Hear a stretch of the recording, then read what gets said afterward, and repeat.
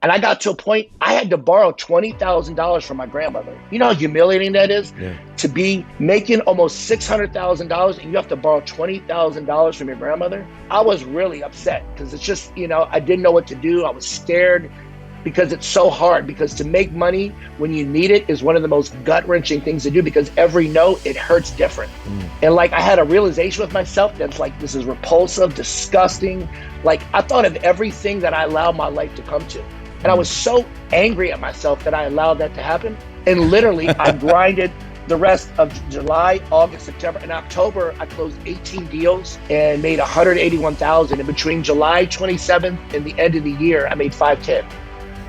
And it was this huge breakthrough, because I realized that all these limitations, it was bullshit. But it wasn't until I was put against the wall and had nothing that I just literally just was relentless. I just didn't stop. That changed my whole career. The next year I went to 8, 9, and it's just like, it grew to $1 million. And it's just like, had that not happened in 2006, I don't think I would be where I'm at right now. And that's what a lot of people don't realize. There's this process of pain.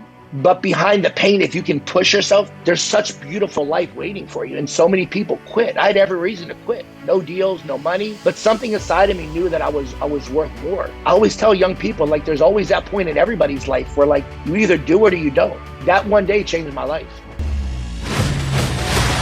World-class lessons from the real estate industry's top 1%. Empowering agents to think bigger and do more to create life by design.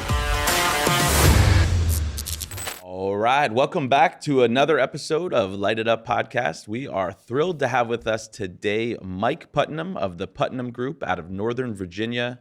This year, Mike's going to do over 200 transactions. Super excited to have you with us today, man. Thanks so much for being here. So excited to be here. Of course, man. Well, we're always trying to bring top producing agents to the platform, just finding ways to collaborate with people like yourself so we can just share big ideas. Of course, we're doing it on a weekly basis, and I think it was Milton James who was on a prior episode. We always jokingly say that his episode actually has way more views, the most views out of any guest we've ever had. He's up to like 800 views. Yep. I think 740 of them were from his mother. But that's fine, as long as you get those views. So Milton gave us a shout out, or gave you a shout out, and said that we should absolutely have you. And then, of course, Steve Powers threw in a lot of praise as well. So yeah, man. I don't want to build you up too much. We're just getting started, but yeah, let's jump into it. Let's do it, man. You want to go first? All right. Lightning round, hit it. Right. Who has had the most influence on you growing up? Growing up, I'd probably say Tony Robbins. Growing up, just watching the way he communicated with people, it's something that I really emulated in terms of not just talking to people, but learning the science behind talking to people. He's had a huge impact in terms of my life and learning to be balanced, although you're never really balanced, but you're always in the process of doing that. That's sweet. It's interesting how a lot of top performers always say Tony Robbins. It's a commonality that comes up in these conversations a lot of times. So it's pretty interesting. Yeah, he's the best communicator that I've ever seen in terms of being able to communicate. Because a lot of people forget sales. It's not logic, it's emotion, and you use questions and emotion to get people to actually take action. Logic doesn't do it. It's getting people to feel. Because a lot of the times with our clients, they're thinking too much in their head, and you got to get them to their heart. When you can get them here to what they really want, it's easier to sell them and to help them. But if they're focusing here on all the reasons it won't work, that's the challenge. So he really, really gave me a roadmap of how to do that. I love that. And it works on both sides too, right? Because the struggle is with yourself, letting your mind not get in the way, and from the mission you're trying to accomplish at the moment too. Absolutely. And always just improving yourself. For me, it's like at a very young age, I became obsessed with just learning how to talk to people and just how to sell. And, Steve Powers was probably one of the greatest influences that I've had in terms of real estate. Because, he taught me how to take a paragraph and to ask questions, because with questions, we can control things. And when you can control a conversation, you can dictate in such a way that you can get the result you want. So, I wouldn't be here without him. Yeah, I love that. Awesome. All right, Mike, what is your worst habit? My worst habit? My worst habit is that I probably stay up and play on my phone too much. It's I get home and I play with my kids and I, spend time with my wife, and then you get to bed and it's like I'm so wound up. I'll like play on my phone. I'll blink and it's like it's 12 o'clock, and it's like I get up every morning at 5 o'clock in the morning. So whether I go to bed early or late, I always make sure I get up on time. I love it. Yeah, I share that habit with you. It's a hard one to kick. I just feel like if you get home late, I still need like 2-3 hours to like unwind of just doing nothing. And a lot of that is just wasting time on the phone. But yeah, however you want to unwind, I guess. All right. What's something that you believed earlier in your career, but thinking about it differently now? What's something that I believed early in my career that now you're thinking about differently? Or maybe the belief changed? What I'm capable of? I remember going to, my first action workshop with Mike Ferry, and in the front row, there was like all of these people in 3-piece suits. And I remember Mike Ferry looking and saying, how much do you make to break even? And a guy was like 10,000, another guy 15,000 and 20. And then one guy was at 30 and 40. And, I was a restaurant consultant before real estate. So, I was making 90 grand a year. And the thought that you need $50,000 to break even, it was like incomprehensible. You know what I mean? That you could make that much money in real estate. And then as I got forward, it seemed like 500,000 was like this max. There was no way to get there. And then, a couple years later, I'm at $1 million. And then next year, $1.5 million, $1.2 million. I just don't think when you start real estate, you realize what you're actually capable of. If you have the right teachers, the right mentors, and you actually do the work. People don't realize how capable they are of making $1 million. It sounds so far away, but when you actually learn the process, it's so easy. It just requires you working for 8 to 10 hours a day, 5 to 6 days a week, doing the right activities, of course. Yeah. Talking about limits or self-limitations, Mike, without sharing details, how many listings have you taken, or the most amount of listings you've taken in 48 hours? 48 hours. Probably 11. I was looking for that reaction from John. Yeah, which is insane. We won't go into details of how. Because, 11 listings in 48 hours. Yep, Steve would kill us if we told. That's awesome. All right, next question. Beast mode. Yep. What book has made the biggest impact on your life? I think The Power of Now. I think it's Eckhart Tolle. Just learning to be present, it's as a young kid, all you do is you focus so much on the future. I want this, I want this, I want this. But if you don't focus on what you have to do today, it's a dream, So it's that really book taught me about really being present of how do I get the absolute most out of today? And then the second thing is whether the day is good or bad, how do I let that day go and start at zero? One of the things that Mike Ferry always said is that every single day you have to start at zero as if you have nothing. And I think developing that habit, that book really solidified me in a way that I could receive that message about giving every day the absolute most. And then the next day, whether it's good or bad, you have to start over. Because think about it, if you have a bad day, the next day you have to start over. If you have the best day, the next day, you got to start over. You can't live on what happened the day before. That book really solidified that for me. A big topic at the Mike Ferry event last week that I think a lot of people really walked away with was the best agents have short-term memory. Absolutely. Right? So the agent that pissed you off on the other end of that deal, forget about him. The buyer or the seller that you thought was going to sign that was supposed to be a shoo-in, they didn't sign, forget about him. Right? The person who cursed you out on the phone on the prospecting call this morning, forget about him. Right? Just not letting any of that mess with you. It ties into, of course, starting every day at zero. But the more you do the process, the easier it is to forget about it. I had a closing today and the lady screaming and yelling. She's just emotional, I'm not mad at her. she's innocent. I know today she's doing the best that she can. It doesn't look pretty, but it doesn't get me mad because I know as long as I did my job, I'm okay with that. You're going to have some deals where people love you and some deals where they think that you did a bad job. And it's just like, you have to know that you did the best job. And so, just like prospecting, if you make, on an average day, I'll make between 900 to 1,200 calls a day. How many of those people are going to tell me to go F off or yell and scream? But I don't care about those. I'm thinking about the 7 to 10 people every single day that I'll either set an appointment with or I'll put into my pipeline as a lead. And that's what you focus on. I love that. All right. What's something that you will never do again? Stop in the middle of the process. I heard Kobe Bryant once say that, his teacher once said, don't stop in the middle, stop at the end. Too many people, when things get hard, they stop and they lose momentum. To me, one of the things that I've developed over the years is the ability to keep going on regardless of what's happening to me, because bad things happen to all of us. Things happen in our personal lives. But, when you link what you do to helping a lot more people, you realize that you do more for others than you will for yourself. So for me, no matter how tough a situation is, I'll always fall forward because, a lot of people I see when things get bad, they freeze and they stop. And that's such a destructive habit to have, because when you stop, you lose all of the momentum. And most people don't realize when you're in a breakdown, your breakthrough is literally like 2 millimeters away. You're right there, but in the moment you stop, and then you have to start over. So that's a habit that I'd say probably 2006 was when I was able to finally kick that. Probably 6 or 7 years in the business, I'm not stopping. I think that's very, very powerful to to let that resonate with some people who are listening. So it's what you're saying is that when you're going through a challenge and you're in the middle of it, you can't see the way out. Just know. Because people don't realize you're already in pain. Yeah. Why not get to the end and finish it? If you start over, you're going to be in more pain. I see so many agents, even for people that work for me, where, they'll make $50,000, $60,000, $70,000 in 2 months. And then they just stop working. They lose all their money. And now they're right back in there, and it's just like, you can't stop. Real estate is always rewarded. Like the tortoise in the hare, the tortoise always wins. Yeah. Real estate is a daily grind. It's one day after another after another. The people that just run and stop, they can't be successful. You can't. Real estate is something that if you do little steps every single day, it accumulates, and that's how you make $1 million. You don't do it starting, stopping. I've just never seen it done. It's so important that people realize you don't stop in the middle. Yeah, no, I love that. There was I forgot who said this, but they were saying that real estate or sales in general is a contact sport, and it's a contact number. Is. So if you have to hit 100 contacts to get a transaction and you stop at 75, it's not like if you hit 25 tomorrow, you're going to get there. No, you're going to have to hit 100 again to get the transaction. It's the average across the board. So constantly just having faith that the numbers will make sense, and it's just a formula to it. The thing is, you have to trust the process.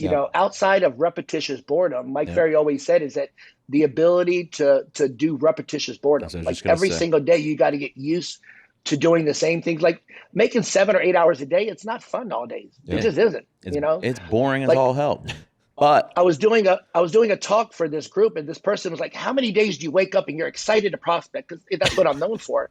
And I'm like, one day that I probably am hungover, that I'm drunk and I want to call. It's just most of the days you have to force yourself to get up and get started and get on the phone. But once you get going, you fall in love with that process. But most people, they don't start. Yeah. And if you don't get in the habit of making yourself do something, regardless about how you feel, you can't be successful. If there's one habit that I have that I think separates me, is I don't work based on how I feel. I work based on what I committed to do the night before. If I say I'm going to make 100 contacts, no matter what, that's what I'm going to do. Like, I'm committed to doing that regardless of what happens during that day. It doesn't matter if I don't feel good, if I'm tired, because you know what? Like, your dreams don't care if you're tired. When you want to give your family an extraordinary life and you want to have all these amazing things, like, life doesn't care. Yeah. You have to make the decision to go out and do that. And the habit of doing things when you don't feel like it is probably one of the most important things to being a successful agent, especially someone that wants to make $500 million. Like, you have to learn to do things that you don't like. Yeah. Especially when you're a 1099 employee, right? I mean, it's Absolutely. easy. It's easy to show up for work the next day when you're W-2 and you have to be there or you get fired, right? Mm-hmm.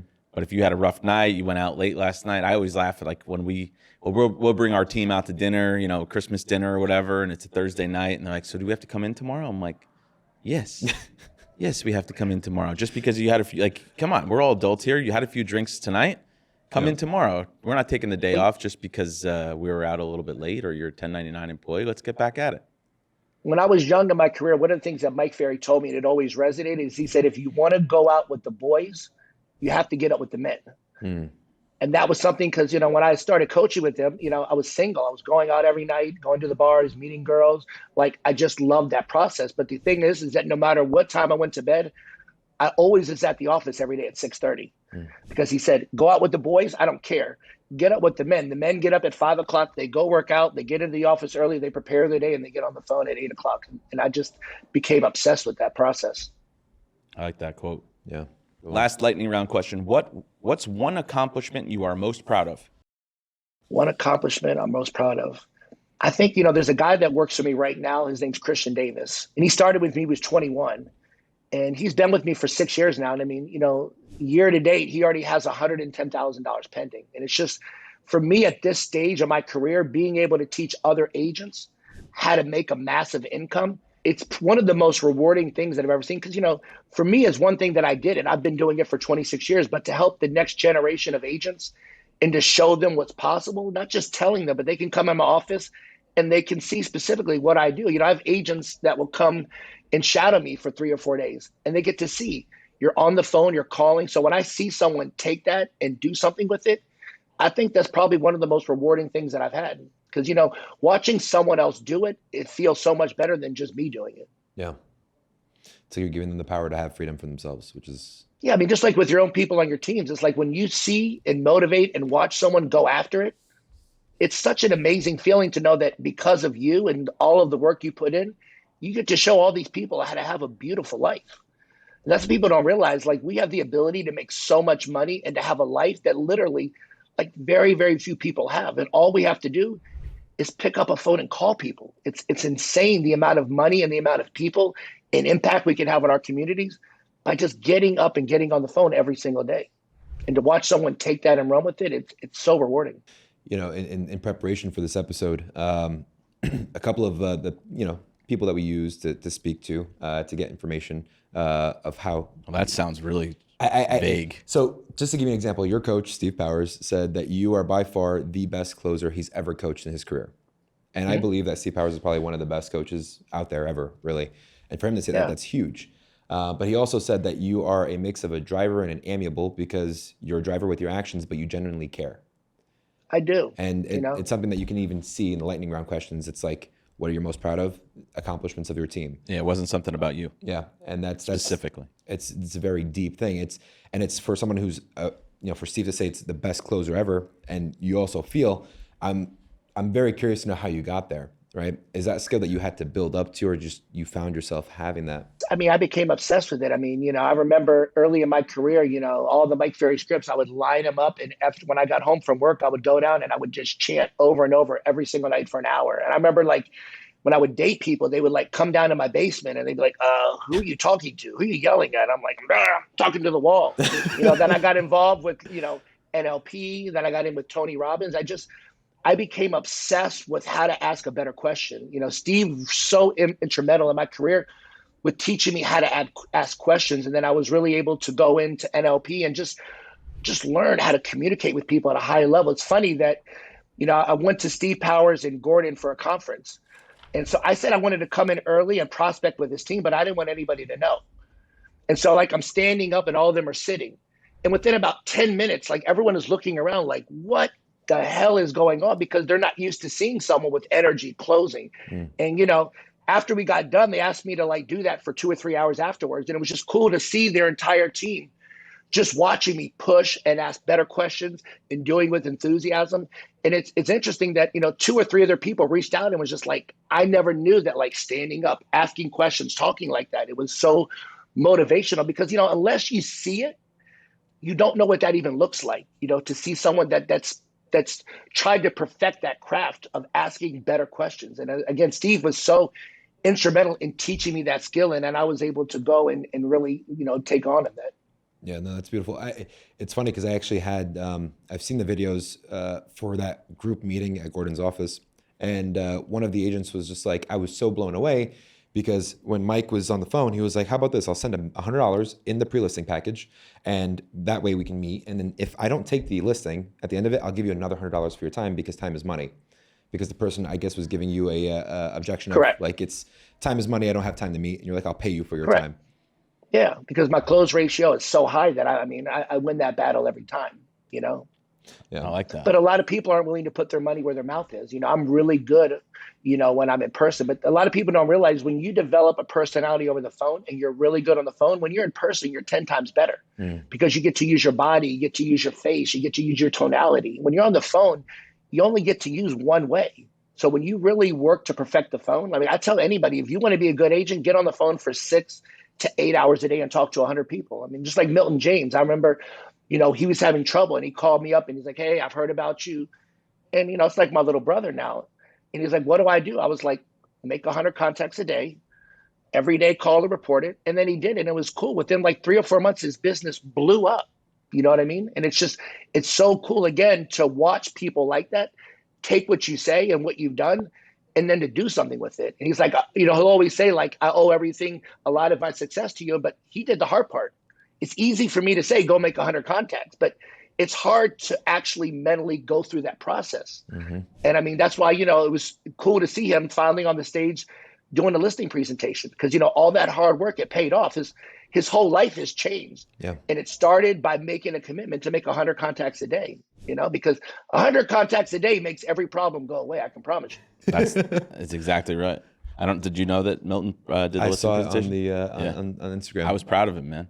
Oh, I couldn't be prouder. I mean, as I said, just to watch someone take what you do and to do something with it, it's just rewarding. At this stage of my career, it's like personal achievements, they don't mean anything. When you make a couple $1 million a year, it's like money doesn't really motivate you. I mean, to me, at this stage, watching and helping my team grow and show them the impact that they can have, I mean, to me, that's everything. Money doesn't really excite me anymore. Yeah. Although my wife loves to spend Amazon, so got to keep up with her. But I love what I do, and I think that's a big thing. Is I fell in love with the process. Yeah. A lot of people don't fall in love with the process. I love calling. I love handling objections. It's like you go into appointments sometimes and they don't give you an objection. And you walk out, and I feel like empty. You know what I mean? It's like, God, like give me something. Yeah. So Steve was telling me a story, and he wanted me to actually ask you to share it. You once stood outside of a FSBO or an expired for 30 minutes. You wouldn't leave. And then you end up getting inside the house and you left with the listing. Can you share that story? Yeah. So it was an expired listing. I had talked to them. They said they were going to go with another agent. I knocked on the door and I could hear, the guy's name was Harold. And I'm like, Harold, like, I can hear you behind the door. Like, open up. He's like, I'm not interested. And I'm like, what aren't you interested in? I'm here to help you. I don't need any help. And then he walked away. And then I call him on his phone and I'm like, Harold, let me come in for 5 minutes. I promise you I'm not going to waste your time. If in 5 minutes you don't think that I can get your home sold, go with the other agent. And so went back and forth. So he finally opens the door. And I'm like, God, 25 minutes, Harold. So we sit down at the table and he says that he already picked an agent. And then we start talking. I'm like, well, what's the most important thing for you in the agent you choose? He's like, I just want someone that can get it done. And I was like, well, what's the agent's name? Because if they do more business than me, I would like to recommend that you go with them, because I would want you to go with the person that's selling the most. And I can't remember the name. The guy's name was like Dave Jardo, or it was some weird name, but I looked on my phone and I put Dave Zarro Zillow. And then I showed him the profile and I'm like, is this the guy? He's like, yeah. And I was like scrolling down and I was like, how many houses does that say? And it was like one sale. And then I was like, do you have a phone? He's like, yeah. I was like, put Michael Putnam Zillow. And he put that in and he's like, well, now that you know that I sell 150 times what that agent is, who do you think would give you the best chance? And then we fought on commission, but I walked away with the contract. And then I called Dave on the way home and let him know that, I got the listing. Dave wasn't happy, but we sold that guy's house 10 days later and he was. Yeah. The thing is that, like some people think that a no always means no. A no just means a future yes. In my mind, you know what I mean? If I know that I get close to someone on the phone, I'll go to the door and just talk to them. I've taken a lot of listings where people say, I'm going to go with the other agent, yada, yada, yada. And I knew that like we had a good appointment. So I'll just go to the door and say, hey, can I talk to you for 4 or 5 minutes? Most of the time they'll let you in and you have a good chance. So probably 80% of the time I'm able to convert them. Because again, it's providing value. What do you do different? I mean, to me, using stats is an easy way to do that, but then again, there's like big teams out here, you have like a Sarah Reynolds, they do like 800 houses or 600 houses, but they got 60 agents. Yeah. Their average agent is doing 7 or 8 sales a year. So if you can find that person and then you look and say, look, Sarah's got 80 active listings and 20 under contract. I've got 7 active listings and I've got 20 under contract. Who do you think is going to give you more personalized attention? Yep. And so you're able to convert that. People don't realize, like, if you're a new agent, you would want to use your company stats. My company, believe it or not, this month we sold 37 houses. How many houses did that agent sell? 1. You use your company stats until you have the ability to use your personal stats. Yeah. So the mindset that you have being in that situation, right? It's like you didn't even talk yourself out of it. You weren't thinking, there's no way Harold's going to let me in, or whatever the case it was. What were you asking yourself, or what were you talking to yourself, or were you completely present in that moment? I was present. I mean, to me, it was funny that here I have an adult hiding behind the door. It was kind of funny. I was like playing with it all. Like, Harold, like I can hear you. Like you're breathing on the phone. And then I saw him walk away. So then I called him, and it's just like, those are just funny stories. I think, when you get into an appointment, what a lot of people don't realize is the hardest appointment is one where someone is completely ignoring you. I mean, have you all had appointments where you get in there and one of the parties is just completely dead? Hate that. Yep. Oh yeah. So, I mean, I had one, I think it was last year, where I'm at an appointment and the husband is just completely ignoring me. The wife wants to move to Florida. It's a dead listing. There's nothing that I can do at that appointment. And so, I started using more Tony Robbins. I said, let me ask you something. What made you, how did you meet this woman? And he's like, well, what do you mean? I'm just curious. How did you all meet? And he's like, well, I was in the Marines. I'm like, don't give me that. I mean, give me the good stuff. He's like, well, I was in the Marines. And he stood up and he was kind of happy a little bit. And he's like, I walked down. I'll never forget. She was wearing a red dress and red lipstick. I was like, ooh, red lipstick. And she started smiling. And I was like, stop. What did you see when you saw him walk down? She was like, he was handsome and he had his hat on. And what I'm doing is I'm getting him into a different state. I'm trying to get this guy, out of his head. And I'm like, what did you say? And he just said, I went over and I said, you are so beautiful. And I'm like, well, what happened? And so we went on a date and I said, you seem like the kind of guy that would do anything to make this woman happy. Correct me if I'm wrong. And he looked at her and he smiled. And I was like, I'm curious, what made you pick this house? And he said, well, she wanted it. And I'm like, see, I knew you were the kind of guy that would do anything to make this woman happy. I was like, look at this beautiful smile on her face. And the woman's smiling, and now he's smiling. Perfect. And I was like, at this stage, what do you think would make her happy? And he's like, well, going to Florida. And I was like, would you do it just for her? I mean, what do you get out of it? He's like, well, my kids are there. I'm like, well, do you like your kids? He's like, well, I love my kids. And I'm like, so would you be going to Florida for your wife, or would you be doing it because that's something that you want to be closer to your kids? And he's like, well, I would love to be with my kids. And I was like, how does it feel when you make decisions that benefit your wife? And he smiled and he's like, well, it feels good. And then I said, so at this stage, what are we going to do? And he looked at her and she looked at him and they literally held hands. And he goes, we're going to Florida. And that was the presentation because, I was able to take this guy from here and get him back in here. And that's the thing that a lot of people from a sales perspective, they don't understand is like, you have to play with the emotion.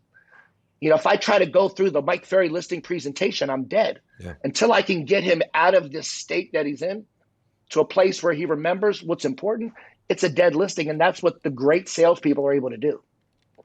This man is good. That's very good. That was good. No, that's powerful. Now, how do you teach that to your team? Because that's one thing for you to have all those hours of practice and training. And it's almost like you have a high level of IQ, but you also have a high level of EQ to sense that. Mm-hmm. And then when you're in a situation where you're feeling like the guy's being in a state of, let's just call it depression almost, because they're not sad nor happy, right? And you can't make them make a decision if they're in that state of just like. Yeah, if I had not done that, the lady would have said, we'll have to think about it, and it's dead. You have to get people out of their head because in their head, they're dead. You can't sell to people that are just thinking here, I knew that this guy loved his wife, and I already knew that he bought the house because of her, because I asked her about part of my pre-qualifying questions, what made you choose this area? And she says, I did. We were in the, so she gave me a little background that I was able to use. But, my team gets to see that every single day because, when you're prospecting, it's the same thing. Some people say no, and you have to go past no, Yeah. Like, I want to wait. Okay, are you waiting because you just want to spend more time in your property? Or is it because you just don't think it's a good time to sell? Well, I don't think it's a good time to sell. See, I can work with that. You try to ask questions in pairs of two to guide people, because if you don't guide people, they just get stuck in a place. Yeah. Just like Steve, he's really taught me to not ask a lot of yes, no questions. When you're with an expired, if I could get your home sold in the next 3 weeks, like I did for 13 people this month, would that pose a problem for you? No. Great. I'll see you at 5. And then you have a close. So it's just learning to ask that. But I also bring, when people are ready to go on listings, I bring them with me so that they can see it. Because again, one of the biggest challenges with a lot of agents, unless you've seen someone that's really good at what they do, you don't understand. It's just like, a lot of poor people, until you meet someone that's made it and rich, you don't even know what's possible. Yeah. And I think that's one of the things that when people come down and shadow me or they are around me, they start to see something that they're not used to seeing, because a lot of people haven't taken 26 years to be obsessed with selling. And that's just something that, as I said earlier in my career, I was obsessed with it. When I wanted to get into real estate, I remember my dad coming and telling me every single reason why I shouldn't, and now he works for me. And it's a beautiful thing to be able to take that, because early in my career it was about proving to my dad that I was worth something. And then as I got past that, it was proving that I was worthy, because that's the hardest thing that a lot of young agents struggle with, is the worthiness. It's like you don't feel like you're worth $1 million, and so therefore you don't make it, because it seems so far away, and it really isn't far away if you do the activities. Yeah. Who was influential in your career early on? That, like you're saying, that you like to bring your agents on some appointments so that they can see someone doing it at a high level, you. Mm-hmm. Who were you sort of shadowing, or who was influential in your career? I mean, I got in with Mike Ferry, but there was a guy named Ender Ilke. He was like the smoothest closer that like I ever heard. And I remember I had this expired. I literally I must have broken like 3 tapes, because I would literally listen to it for 5 or 6 hours every single day and practice over and over and over and over again. Because, when I started, I remember, Mike Ferry, he had his brother, I think it was Dennis Ferry, coaching me, and he was like a title agent. It's just like early in my career, I knew that like I had to get better, because, there was 4 or 5 Mike Ferry agents in my area, and they would just kill me on appointments. Because when I was started, I looked like I was 26 and I looked like I was 16. So I realized that like, if you look young until you learn how to talk like you're older, like it doesn't work. Like there's a guy for me right now. He started with me when he was 18, and now he's 21. And it's like, you would think this kid is like 27 years old, because he talks very mature. His skills, his dialogues, his look. It's just amazing to see what 3 years of actually just grinding every single day and working on your scripts, how good you could be at 21. I mean, it's scary when I think about like a prodigy, 21 years old, and literally kills it. I love that. What are some of the, it's interesting because as you were talking about like limiting beliefs and breaking through when you feel like you're worth it, we had DK on maybe like a month or so ago, and he was saying that his biggest breakthroughs after a Tony Robbins event, his self-limiting thoughts disappeared completely. And he went from, I think it was like 300 to 800,000 year over year after, going to one of the events. How do you get past that in terms of when you're in front of a seller? Let's say you're trying to up your price point, right? Let's say your average price point is 300,000 and you're going to somebody who's $1 million, right? And it's somewhere out of your scope of what you're normally comfortable with. How do you get out of your own mind and limit of thinking that's something that you can actually handle and they're your best option? I think a lot of times it's your mindset. Again, it's not feeling like you're worthy. I remember, early in my career being scared to call people that like, I'm 30 years old and I'm living in a house that's like 1.2 million. And yet I'm scared to call people that are $1 million. I'm like, I am them. Why would I be scared about something that I am? Yeah. But in my mind, it's like, I felt so much comfortable. Like people that are $1 million, they're going to act this way. The truth is they aren't. They're just like everyone else. You know what I mean?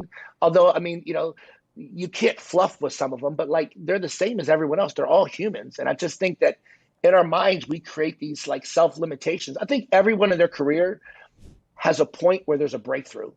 Everybody. There's always a point. Like for me, it was 2005. I think I made like 575, but I was going out. I was spending money. I was being a baller, taking my friends out. We'd spend 20,000 on the weekend.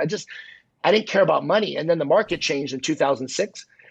And I wasn't as good as I thought. I was good because of the market. Like a lot of agents the last 4 years, like they didn't have to do anything. Buyers wanted to buy because it was hot. And if they didn't buy, the prices were going up. So like there was pain there. All of a sudden the market shifted in 06. And like I never had to ask for price reductions. And so I wasn't good at it. Yeah. I'd never had to worry about commission as much. And now commission was everything because the prices were going down. And I got to a point where I was in March where like I had to borrow $20,000 from my grandmother. You know how humiliating that is? Yeah. To be making almost $600,000 and you have to borrow $20,000 from your grandmother. And I remember Steve, I told him my situation and he was like, take out a sheet of paper. And he's like, write down 90. And he goes, you're going to work the next 90 days because broke people don't have days off. I want you to write that at the top of the page in big letters. Broke people don't have days off. Then he said, write the number 5. You're going to make a minimum of 5 hours a day of prospecting because broke people prospect for at least 5 hours a day. He was like, write 10. You're going to talk to a minimum of 10 people a day. And so we went through this program of what he wanted me to do the next 90 days. And like I was really upset because it's just, I didn't know what to do. I was scared. And he was like, a lot of people in your situation won't make it because it's so hard, because to make money when you need it is one of the most gut-wrenching things to do, because every no, it hurts different. And then he hung up the phone. And I remember, like, in that moment, I remember crying, like, how do I get out of this? And so all of March, April, May, June, I just grinded as hard as I could. And in July, there was 2 days where I was going to close $130,000, and I was done, like, out, all the work I did. And through the graces of God, 10 of the 11 deals fell out. Now I'm done. I have no money. I got $10,000. I'm at my office. It was like July 27th of 2006. And I remember my broker came in at 12 o'clock and she's like, I heard my girlfriend, who's my wife now, is calling me. And I'm like, I'm done. I'm done. Like, I got nowhere to go, no more deals. And I'm drinking vodka, and somewhere around 1:30, something inside of me, it just fucking snapped. And like, I had a realization with myself that's like, this is repulsive, disgusting. Like, I thought of everything that I allowed my life to come to. And I was so angry at myself that I allowed that to happen, that the next day I made a promise. If someone yelled at me, I was going to yell at them, because you could take my license. I'm not even an agent because I don't have no deals. And literally I grinded the rest of July, August, September, and October. I closed 18 deals and made 181,000. And between July 27th and the end of the year, I made 510. And it was this huge breakthrough, because I realized that all these limitations, it was bullshit. But it wasn't until I was put against the wall and had nothing that I just literally just was relentless. I just didn't stop. And that changed my whole career. The next year I went to 8, 9, and it's just like, it grew to $1 million. And it's just like, had that not happened in 2006, I don't think I would be where I'm at right now. And that's what a lot of people don't realize. There's this process of pain, but behind the pain, if you can push yourself, there's such beautiful life waiting for you. And so many people quit. I had every reason to quit. No deals, no money, but something inside of me knew that I was worth more. Yeah. And it's just, I always tell young people, like, there's always that point in everybody's life where, like, you either do it or you don't. Yeah. And I'm fortunate that I stuck with that. But that day that one day changed my life. I hate to use the word blessed.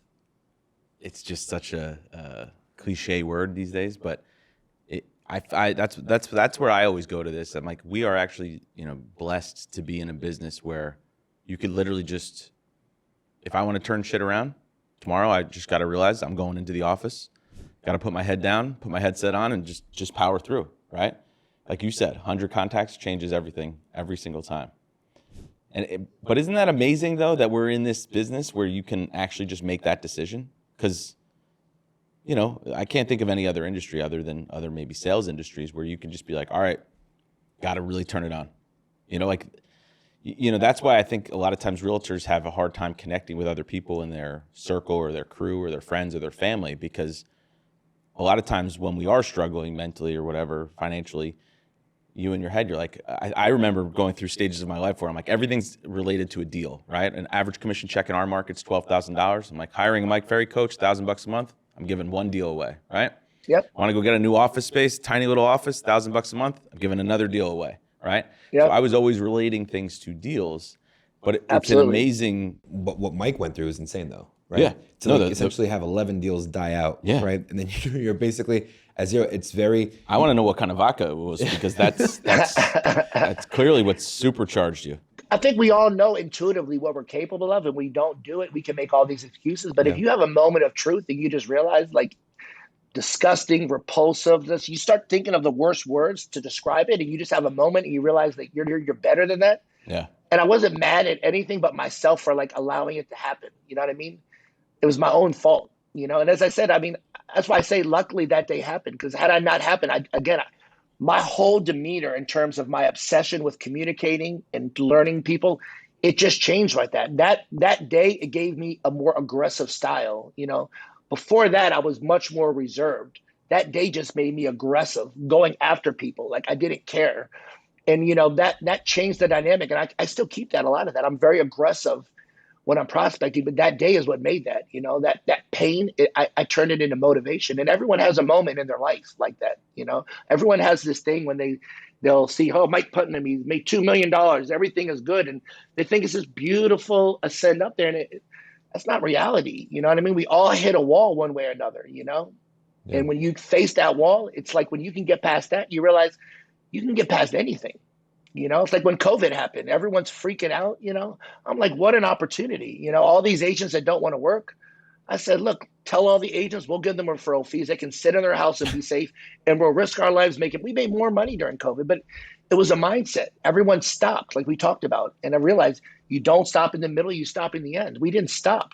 And we grew our business beautifully during that time. And it hasn't changed. Every year we've grown and sold more. And it's a mindset of not stopping. And too many agents, when things get tough, they just stop. It's too hard. It's not that it's too hard. It's that you're not working the right way.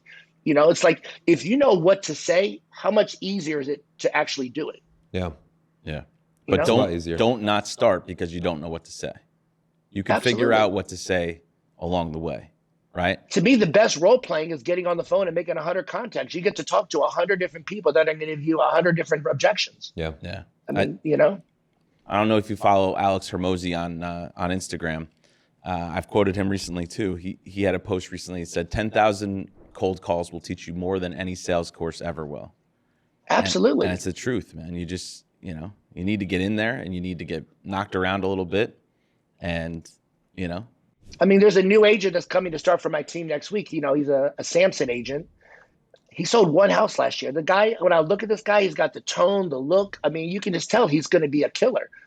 But he's also being trained by someone that sold 2 houses. Yeah. That's what I mean. It's like, you can only be as good as the people that you expose yourself to. You know what I mean? If you're working in an office with people and you're just focusing on what they do, you're only going to be as good as them. You know, for me to have my breakout, I mean, again, I went with Mike Ferry and I just became obsessed with it, obsessed with calling. You know, when I started my career, I literally, would have the white pages and I would start at A, and my goal every year was to try to get to Z. That's a sickness. Because they didn't have all the different technologies out there. Yeah. You could pull up a couple expires, but there wasn't a lot of expires because we were in a good market. So I just got used to just cold calling people. Yeah. It's just a habit. And so many people don't realize, like, behind all those cold calls is everything that you want. You're going to bed every night, like, drained. You know that you gave everything out there. Yeah. And you're trying to think of ways to work smarter, not harder. And then those distractions of like, oh, well, maybe invest in this, build a team this way, do this, that, and the other.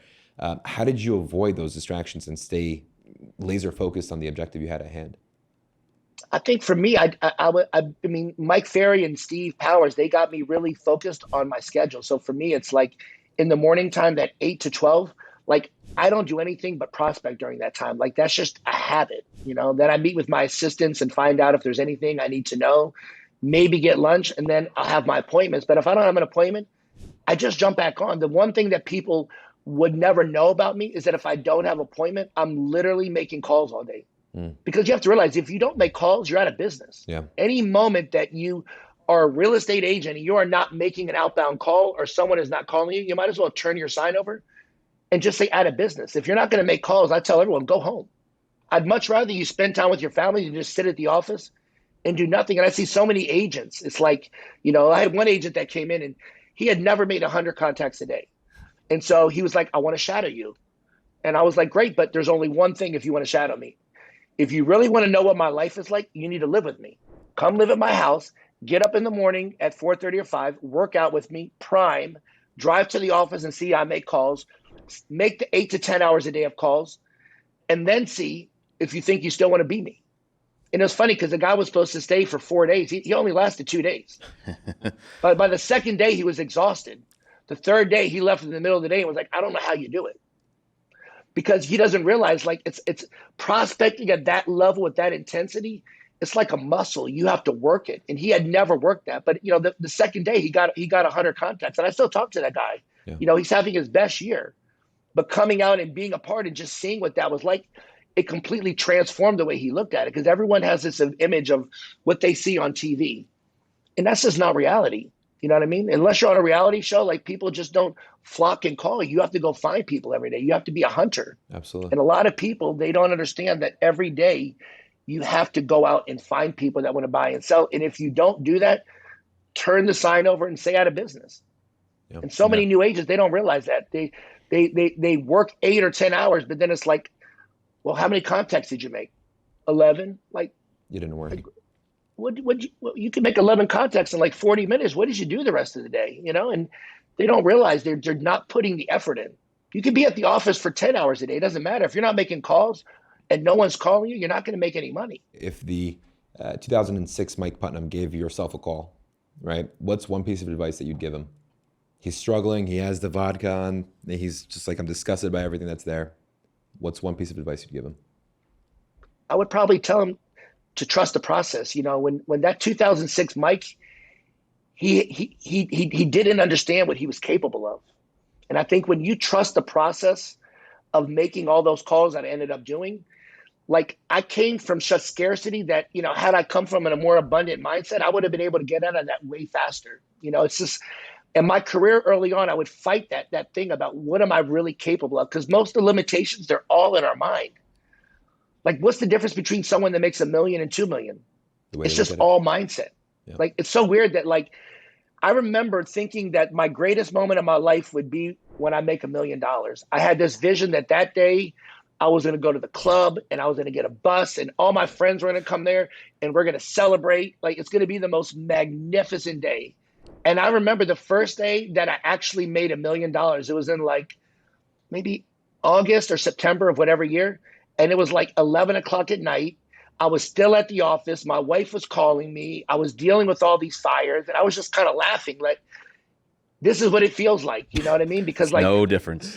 It's not what I envisioned because like I hadn't grown into the kind of person that was doing that. It's like I just pushed and pushed and pushed. And it's like you can push and make $1 million, but like your whole life is different. Now I can make $2 million and my life is completely different. It's scheduled.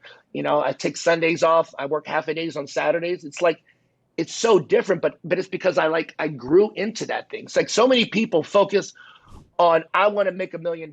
I want to make 500,000 instead of looking at who do I need to become? What kind of person do I need to become that could make 500,000?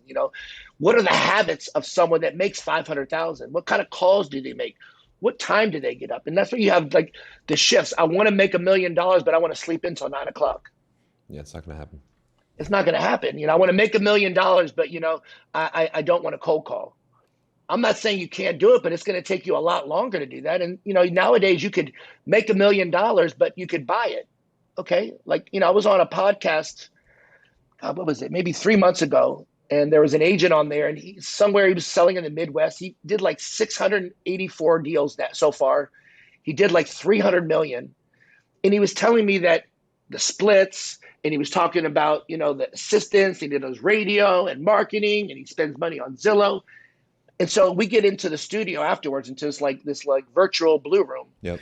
And I said, let me ask you something. I was like, how much money are you actually making? Because I'm looking at your splits and they seem like you're giving the agents a lot more and you're spending so much. You got 20 assistants. And he's like, well, you can't look at it like that. And I'm like, well, I'm not criticizing you, but like, I'm just curious. He's like, well, last year, I made 250 and this year I'm on pace to make a little over 350,000. Wow. Jesus.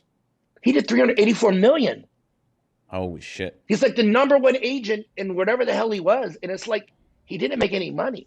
That's all you got. Like who wants to go through all of that work to make 350,000? Yeah. I might as well just sell like 20 houses and just do that the first 2 months and just take the rest of the year off. You know what I mean? Well, it's just as stressful. It's just stressful. You're managing all those people. I felt like that over the last year or two, like where I'm just sitting here managing how this person talks to this person, but none of it matters because it's not actually affecting the bottom line, or it is affecting the bottom line because it's. They focus on the number, but it's like, it's how do you get to the number? Can you get there profitable? It's like you're growing your team. If you looked at yourself and said, I'm going to double my business, but I'm going to make the same amount, would you do it? No. That's no, more work. But that's the problem with a lot of agents. There's so many ways to manipulate to say, I make 200 houses, I sell 200, but like you got 30 agents and each agent is averaging 2 and you don't make any money. It's just, when people look at real estate, they have to realize there's one thing to sell a lot of houses, but the most important thing is you have to be profitable. Right. You have to make sure that if you're going to risk all this money, there has to be a reward. Yeah. And that's one of the things with Steve, he's really helped me with just keeping the expenses low so that when you actually make money, you get to keep it. That's the number one thing I think I appreciate about the MFO model is that it's profitable, right? It's duplicatable, it's predictable. It may not be the most exciting thing to do every single day and the way you want to spend your morning, but it works. And and it's profitable, right? Yeah. There's things you could There's go not out a more and, profit. exactly. There's things you could do every single day that could make you money, but this is actually profitable. Mike's not actually teaching you or telling you to spend any money at all, unless, you know, some lead services here and there. But other than that, that's it. I mean, if I look at my career now, the biggest mistake that I made, and, you know, I'm sure Mike talked about it, but for whatever reason, I didn't hear it early in my career, was past clients. Yeah. You know, what I heard from Mike is you get a deal, you give it to your assistant, and you find another one. So, like, you know, I remember back in the day, like my first year, I had a big file in my back car, and my goal was to fill up this little file cabinet in my back car, in the back of my car. And then at the end of the year, I would just throw it away.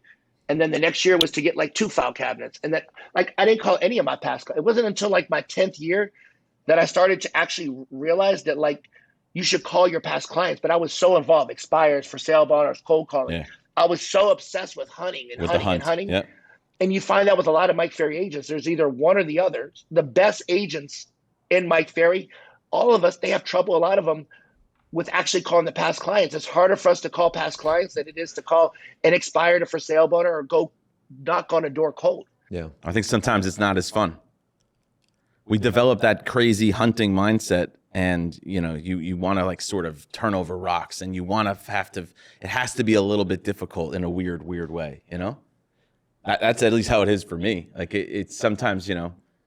Well, the thing is that, you know, I've learned at this stage is like you can do both. You know what I mean? It's like, for me, I knock out all the stuff in the morning, and then the afternoons, you know, I call my past clients. You know, we just sent out a mid-year review to all of our clients where we send out an email, a text, telling them we'd like to give them a review of kind of where their equity is. Yeah. You know, I got like 30 of my past clients that reached out that are interested in doing that. It's easy. Out of those 30, I promise you 15 or 20 of them are probably going to sell their house. Yeah. So it's like now I'm having systems that allow me to communicate and them to come to me versus me just always having to go to them. But you still got to call them, you know, like my A's, I call every 60 days.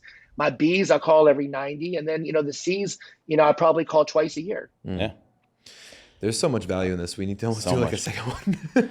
We will do a round 2 one day. Yeah. But hey, we're aware of the time, Mike, and we want to make sure that, you know, we stay within our parameter. We really, really do appreciate all the value you brought to this call. Yeah, man. I think. I love talking to you all. Yeah, we loved it as well. What's the best way for someone to reach out to you if they wanted to get connected, referrals, or even an agent out in Northern Virginia that wants to connect with you?